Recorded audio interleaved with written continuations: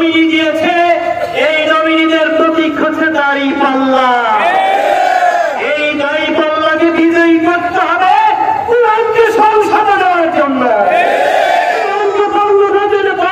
দেওয়ার জন্য, দুর্নীতিমুক্ত করার জন্য। আমরা গোটা জাতিকে ঐক্যবদ্ধ করতে চাই। আমরা গোটা জাতিকে ঐক্যবদ্ধ করে ইনসাফ ভিত্তিক একটা কল্যাণ রাষ্ট্র কায়েম করতে চাই।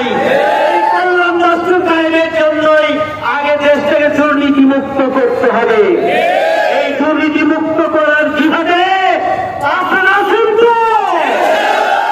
আল্লাহ রাব্বুল আলামিন বলেছেন, ওয়াকাতিলুহুম হাত্তা লা তাকুনা ফিতনা ওয়া ইয়াকুনা আদ-দীনু কুল্লুহু লিল্লাহ। ততক্ষণ পর্যন্ত আমাদের লড়াই চলবে, জিহাদ চলবে, যতক্ষণ ফিতনা, ফাসাদ, জুলুম, নিপীড়ন শেষ হয়ে না যাবে, একমাত্র আল্লাহর দ্বীন বাকি থাকবে। আমি সেই দিন হব শান্ত, যাবে উৎপীড়িতের ক্রন্দন রোল আকাশে